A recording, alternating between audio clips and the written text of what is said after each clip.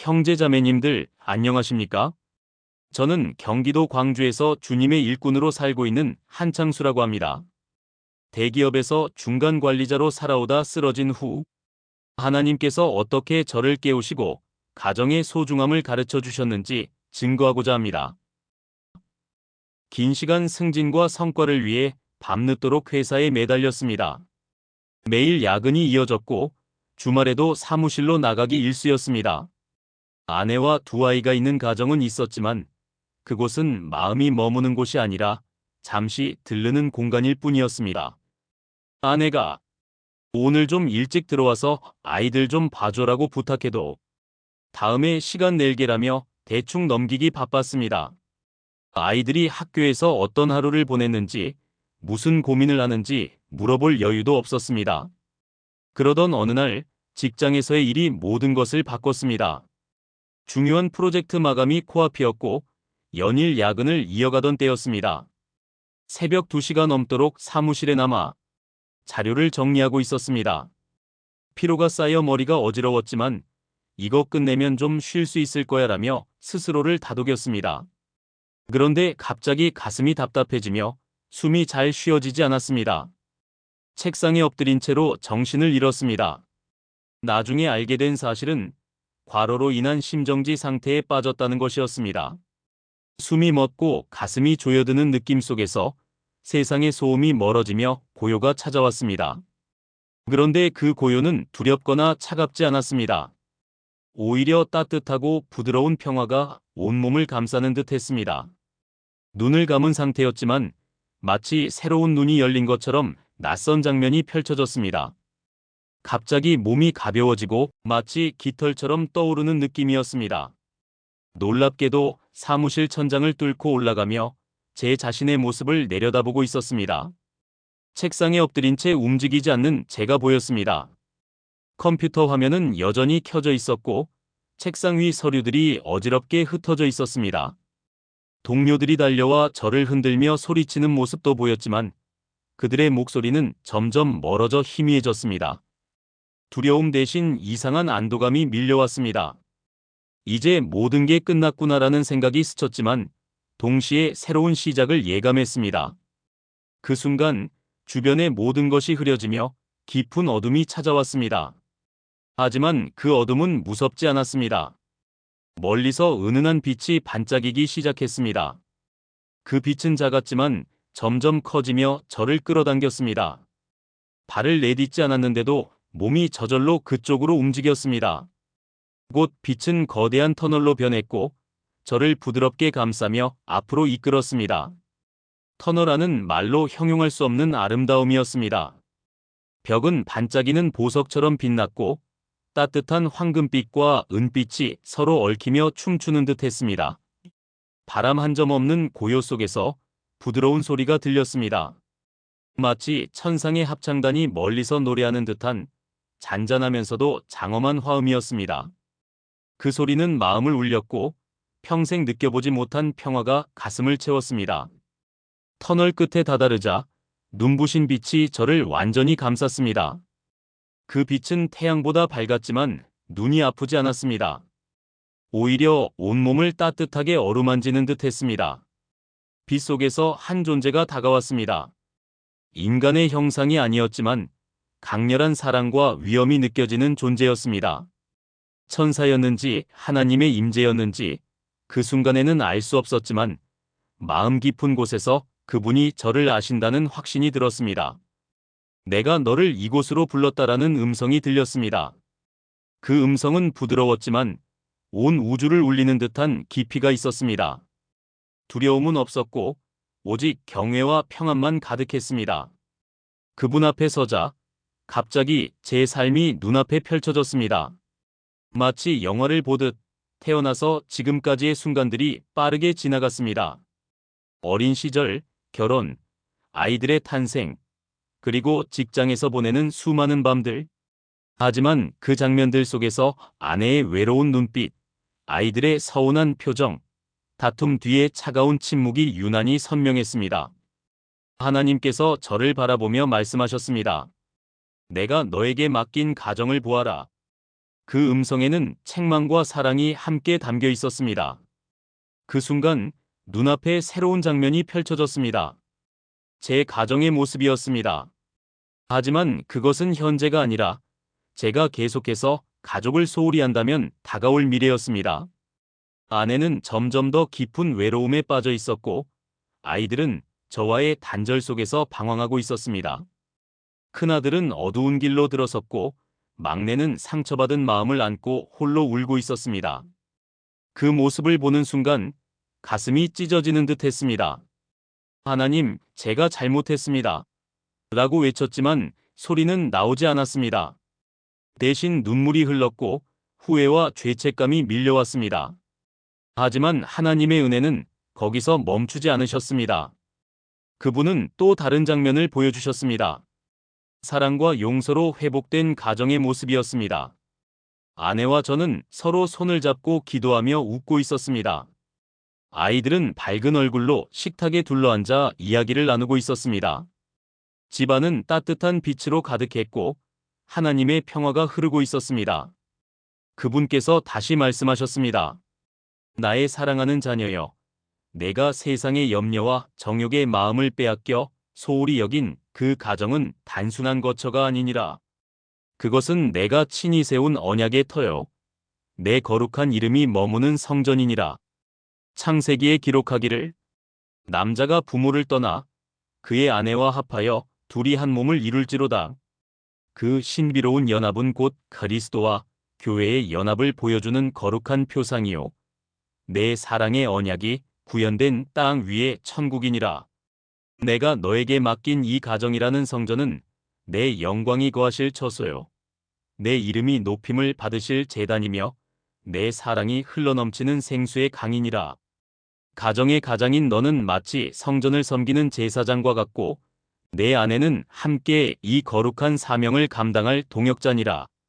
그리고 내가 축복으로 준 자녀들은 내 기업이요, 내 손에서 나온 화살 같아서 장차 내 나라를 확장할 귀한 일꾼들이니라. 그러나 너는 이 모든 은혜와 축복을 당연한 것으로 여기며 세상의 재물과 명예를 쫓느라 내가 맡긴 이 성전을 방치하였도다. 마치 성전뜰에서 장사하는 자들처럼 거룩한 것을 세속적인 것으로 바꾸었고 내 집을 강도의 소굴로 만들었느니라. 내가 가정에서 보여야 할 그리스도의 사랑 대신 이기심을 드러냈고 희생과 섬김 대신 요구와 무관심을 보였도다. 사랑은 오래 참고 온유하며 투기하지 아니하고 교만하지 아니하며 자기의 유익을 구하지 아니하나니 이러한 아가페의 사랑으로 가정을 지켜야 할 내가 오히려 미워하고 시기하며 자기만을 생각하였도다.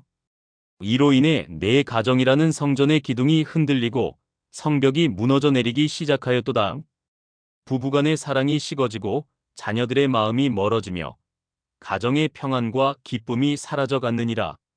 마치 솔로몬의 성전이 우상 숭배로 인해 바벨론에 의해 파괴되었듯이 내 가정도 세상 사랑이라는 우상 숭배로 인해 원수 마귀의 공격에 무너지고 있었느니라. 그러나 내 사랑하는 자녀여, 절망하지 말라. 나는 징계하되 죽이지는 아니하는 아버지요, 채찍질하되 버리지는 않는 목자니라. 바벨론의 포로로 끌려간 이스라엘 백성들을 70년 후에 다시 예루살렘으로 돌이켜 성전을 재건케 하신 것처럼 너의 무너진 가정도 내 은혜와 긍휼로 다시 회복시킬 것이니라. 내 독생자 예수 그리스도의 보혈의 공로로 내 모든 죄악이 사함받고 성령님의 능력으로 새 마음과 새 영을 받아 거듭나게 하리라. 그리하여 내가 다시금 가정이라는 성전의 충실한 제사장이 되어 아내를 교회를 사랑하듯 사랑하고 자녀들을 주의 교훈과 훈계로 양육하며 모든 가족이 함께 내 이름을 높이고 내 영광을 드러내게 하리라. 스룹바벨이 무너진 성전을 재건할 때 이는 힘으로 되지 아니하며 능력으로 되지 아니하고 오직 나의 영으로 되느니라 하였듯이 내 가정의 회복도 내 노력이나 의지로가 아니라 오직 내 은혜와 성령의 역사로 이루어질 것이니라. 너희 가정을 통해 많은 이들이 내 사랑을 보고 내게 돌아오게 하리라. 이제 가서 회개하고 돌이키라. 가정이라는 내 성전을 사랑으로 회복하고 내 은혜 안에서 새로운 삶을 살아가라. 그리하면 내 가정이 다시금 내 영광의 처소가 되고 세상의 빛과 소금이 되어 많은 이들에게 복음의 향기를 전하게 되리라. 주님의 영광스러운 임재 가운데서 들려온 거룩하신 음성은 마치 많은 물소리 같았으며 그 말씀은 영혼 깊숙한 곳까지 울려 퍼졌습니다. 그분은 저를 향해 한 걸음 더 다가오셨습니다. 손을 내밀어 제 어깨를 감싸는 듯한 느낌이 들었습니다. 돌아가라. 아직 내게 시간이 있다. 그 말씀과 함께 빛은 점점 강렬해졌고 온몸이 그 빛 속으로 녹아드는 듯 했습니다. 갑자기 터널이 다시 나타났고 저를 빠르게 되돌려 보냈습니다. 천상의 합창 소리가 멀어지며 세상의 소음이 다시 가까워졌습니다.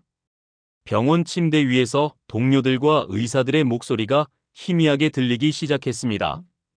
눈을 뜨자 낯선 천장이 보였습니다. 새하얀 병원 천장에 달린 형광등이 깜빡이고 있었습니다. 온몸이 무겁고 가슴에는 아직도 답답한 느낌이 남아 있었습니다.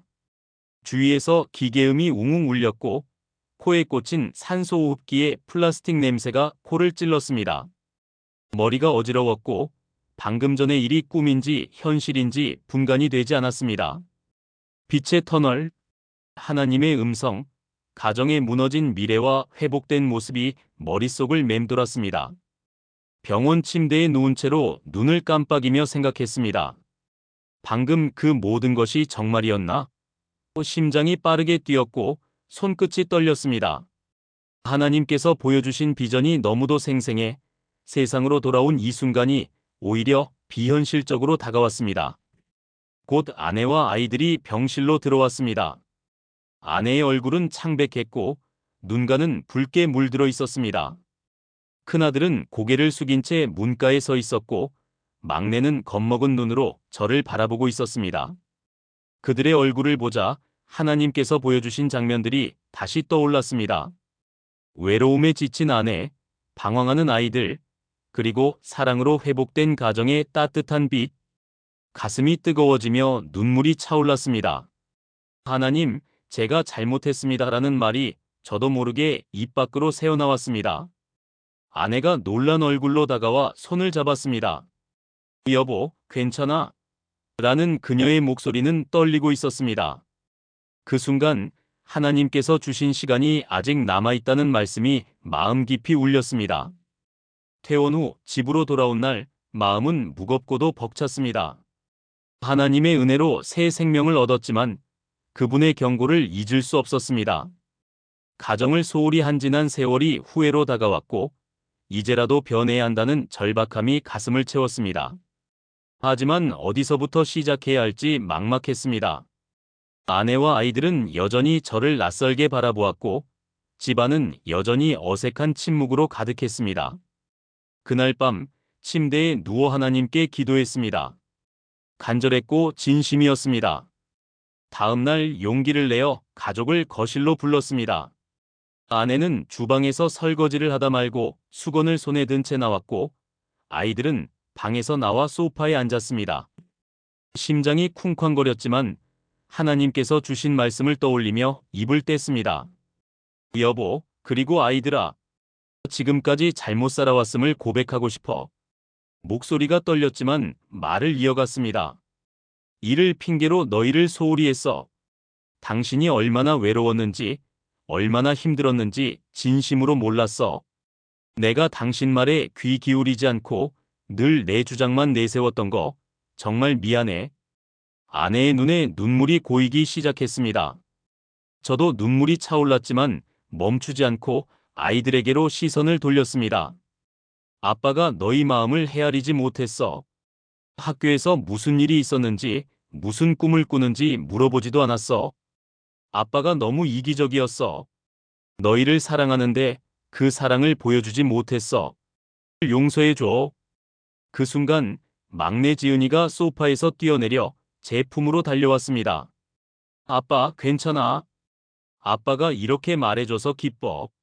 어린 딸의 작은 손이 제 등을 두드리는 순간 가슴이 무너지듯 따뜻해졌습니다. 큰아들 민수는 여전히 고개를 숙이고 있었지만 천천히 입을 뗐습니다. 아빠, 저도 아빠한테 화났었어요. 근데 아빠가 이렇게 말하는 거 보니까 진짜로 변하려는 것 같아요. 그날 오랜만에 가족이 서로의 마음을 나눴습니다. 어색했지만 그 어색함 속에 하나님의 은혜가 스며들고 있음을 느꼈습니다. 그 후로 가정을 회복하기 위해 작은 것부터 실천했습니다. 매일 저녁 식탁에서 함께 밥을 먹으며 하루를 나누는 시간을 가졌습니다. 처음엔 어색했지만 점차 아이들의 웃음소리가 집안을 채웠습니다. 주일 예배에도 가족이 함께 참석하며 하나님께 감사를 드렸습니다. 특히 매일 밤 가족이 손을 잡고 기도하는 시간을 만들었습니다. 기도는 단순했지만 그 기도 속에서 서로의 마음이 조금씩 열렸습니다. 아내와는 다시 대화를 나누기 시작했습니다. 그녀가 좋아하는 차를 함께 마시며 직장에서의 스트레스나 아이들 교육에 대한 걱정을 나누는 시간이 늘어났습니다. 민수는 게임을 줄이고 저와 함께 책을 읽거나 산책하며 대화하는 시간을 가졌습니다. 지은이는 학교에서 있었던 일을 이야기하며 웃었고 저는 그 작은 이야기에 귀 기울이며 미소 지었습니다. 이 모든 변화는 하루아침에 이루어진 것이 아니었습니다. 때로는 여전히 다툼이 있었고 서로의 상처가 다시 드러날 때도 있었습니다. 하지만 하나님께서 보여주신 비전을 떠올리며 사랑과 용서로 나아가려 노력했습니다. 가정은 완벽하지 않았지만 하나님의 은혜 안에서 조금씩 회복되고 있었습니다. 집안에는 다시 웃음소리가 울렸고 서로를 향한 따뜻한 말들이 오갔습니다. 그 과정에서 깨달았습니다. 가정은 하나님께서 주신 귀한 선물이며 사랑으로 지켜야 할 성전이라는 것을. 하나님께서 보여주신 임사체험과 그 이후에 가정 회복은 제 삶을 송두리째 바꿨습니다. 그 빛의 터널 속에서 만난 하나님의 임재, 그분의 사랑과 경고의 말씀은 단순한 경험이 아니라 제게 맡겨진 가정을 새롭게 바라보게 하는 은혜의 계시였습니다. 오늘 이 간증을 통해 여러분과 나누고 싶은 신앙적 교훈은 하나입니다. 가정은 하나님께서 주신 거룩한 성전이며 이를 사랑과 용서로 지키지 않으면 영적 전쟁의 소용돌이에 빠질 수 있다는 것입니다.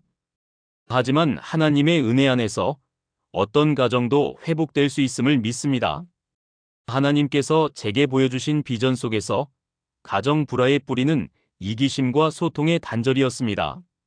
바쁜 삶 속에서 가족을 소홀히 했던 제 모습은 하나님의 말씀 앞에 서며 죄로 드러났습니다. 성경은 이렇게 말씀합니다. 모든 악독과 노함과 분냄과 떠드는 것과 비방하는 것을 모든 악의와 함께 버리라. 서로 인자하게 하며 불쌍히 여기며 하나님이 그리스도 안에서 너희를 용서하심과 같이 서로 용서하라. 이 말씀은 제게 큰 깨달음이었습니다. 분노와 다툼은 가정을 무너뜨리는 영적 적의 도구입니다. 하지만 용서와 사랑은 하나님께서 주신 무기이며 이를 통해 하늘나라의 잔치자리 같은 평화가 가정에 임할 수 있습니다. 하나님께서 제게 말씀하셨습니다. 가정은 내가 너에게 맡긴 성전이다. 이를 지키지 않으면 무너질 것이나 내 은혜의 강 안에서 회복될 수 있다. 이 말씀은 단순히 제 가정만을 위한 것이 아니었습니다. 여러분의 가정에도 동일하게 적용되는 하나님의 약속입니다. 가정은 단순한 생활의 공간이 아닙니다. 하나님께서 부부와 자녀를 통해 맺어주신 거룩한 언약의 장이며 그분의 사랑이 흐르는 곳입니다. 마태복음 19장 6절에서 예수님께서는 하나님이 짝지어 주신 것을 사람이 나누지 못할지니라고 하셨습니다. 이 말씀은 부부 사이뿐 아니라 부모와 자녀, 가족 모두가 하나님의 은혜 안에서 하나가 되어야 함을 가르칩니다. 그렇다면 어떻게 가정을 하나님의 성전으로 지킬 수 있을까요? 첫째, 소통의 문을 열어야 합니다. 임사체험 전 가족과 대화할 시간이 없었습니다. 아내의 말에 귀 기울이지 않았고 아이들의 마음을 헤아리지 못했습니다. 하지만 하나님께서 보여주신 비전을 통해 깨달았습니다. 소통은 사랑의 첫걸음입니다. 바쁜 일상 속에서도 하루 10분이라도 가족과 마주 앉아 이야기를 나누는 시간을 가져보세요. 아이가 학교에서 있었던 일을 말할 때 진심으로 귀 기울이고 미소 지어주세요. 배우자가 고민을 털어놓을 때 판단하지 말고 따뜻한 말로 응답해 보세요. 이 작은 실천이 가정에 하나님의 평화를 가져옵니다. 둘째, 용서의 마음을 품어야 합니다. 가정 불화의 씨앗은 종종 사소한 오해와 상처에서 시작됩니다. 제 가정도 그랬습니다. 아내와의 다툼, 아이들과의 단절은 서로의 잘못을 용서하지 못한 데서 비롯되었습니다. 하지만 하나님께서는 골로새서 3장 13절에서 이렇게 말씀하십니다. 누가 누구에게 불만이 있거든 서로 용납하여 피차 용서하되 주께서 너희를 용서하신 것 같이 너희도 그리하라. 용서는 쉬운 일이 아닙니다. 하지만 하나님께서 우리를 용서하신 그 큰 사랑을 떠올리며 가족에게 먼저 손을 내밀어야 합니다. 저를 용서해달라고 아내와 아이들에게 사과했을 때 그들의 눈에 맺힌 눈물과 따뜻한 포옹은 하나님의 은혜가 우리 가정에 임했음을 보여주었습니다. 셋째, 기도의 힘을 의지해야 합니다. 임사체험 후 가족과 함께 기도하는 시간을 만들었습니다. 매일 저녁 손을 잡고 하나님, 저희 가정을 사랑과 평화로 채워주세요라고 기도했습니다. 그 기도는 단순했지만 하나님께서 우리의 마음을 하나로 묶어주셨습니다. 기도는 영적 전쟁에서 가장 강력한 무기입니다. 사탄은 가정을 분열시키려 하지만 기도하는 가정은 하나님의 보호 아래 굳건히 설 수 있습니다. 여러분도 오늘부터 가족과 함께 기도하는 시간을 가져보세요. 짧은 기도라도 하나님께서 그 기도를 통해 가정에 은혜의 강을 흘려보내실 것입니다. 마지막으로 하나님의 말씀을 가정의 중심에 두어야 합니다. 임사체험을 통해 깨달은 것은 제 신앙이 얼마나 형식적이었는가였습니다. 주일 예배에 참석하고 형식적으로 기도했지만 말씀을 삶의 기준으로 삼지 않았습니다. 하지만 하나님께서 제게 가르쳐 주신 것은 가정의 기초는 말씀 위에 세워져야 한다는 것입니다. 여호수아는 나와 내 집은 여호와를 섬기리라고 선언했습니다. 이 말씀을 따라 가정에서 성경을 읽고 묵상하는 시간을 가져보세요. 아이들과 함께 성경 이야기를 나누고 부부가 함께 말씀을 묵상하며 기도한다면 가정은 하나님의 영광이 머무는 성전이 될 것입니다. 이 모든 교훈은 제 경험에서 비롯된 것이지만 하나님의 말씀과 은혜에서 나온 것입니다. 임사체험은 저를 깨우신 하나님의 강력한 손길이었습니다. 그분께서는 제게 가정의 소중함을 가르쳐 주셨고 사랑과 용서로 회복할 수 있는 길을 보여주셨습니다. 여러분의 가정도 하나님의 은혜 안에서 회복될 수 있습니다. 비록 지금 갈등과 상처로 어려움을 겪고 있을지라도 하나님께서는 결코 포기하지 않으십니다. 그분의 사랑은 우리의 연약함을 덮고 우리의 부족함을 채워주십니다. 오늘 하나님께서 주신 가정을 다시 돌아보며 사랑의 첫걸음을 내딛어 보시길 간절히 바랍니다. 하나님의 은혜로 이 자리에 서서 제 간증을 나눌 수 있음에 감사드립니다. 직장에서 쓰러져 빛의 터널을 지나 하나님의 임재 앞에 섰던 그 순간, 그리고 그분의 경고와 사랑으로 가정을 회복한 여정은 제 삶을 완전히 바꿨습니다. 이제 가정은 더 이상 차가운 침묵으로 가득한 곳이 아닙니다. 아내와의 대화, 아이들의 웃음, 함께 드리는 기도가 채우는 따뜻한 성전이 되었습니다. 이 모든 것은 하나님의 은혜로 가능했습니다. 그분께서 제게 주신 새 생명과 말씀은 가정이 하늘나라의 잔치자리를 예비하는 소중한 선물임을 깨닫게 했습니다. 지금 이 순간 하나님께서 제게 주신 메시지를 마음에 새깁니다. 가정은 내가 너에게 맡긴 성전이다. 사랑과 용서로 지켜라. 이 말씀은 저뿐 아니라 여러분 모두에게 주신 약속입니다. 비록 가정에 갈등과 상처가 있을지라도 하나님의 은혜는 그 모든 것을 덮고 회복시키십니다. 여러분, 이 간증이 널리 퍼져 하나님의 사랑과 은혜가 더 많은 가정에 전해지길 바랍니다. 이 영상을 보시고 마음이 움직이신다면 댓글로 여러분의 생각이나 가정의 이야기를 나눠주세요. 또 좋아요를 눌러 이 메시지가 더 많은 이들에게 닿을 수 있도록 도와주시길 부탁드립니다. 여러분의 작은 응원이 누군가의 가정을 회복시키는 하나님의 도구가 될 수 있습니다. 이 간증이 하늘나라의 소망을 전하는 씨앗이 되길 진심으로 기도합니다.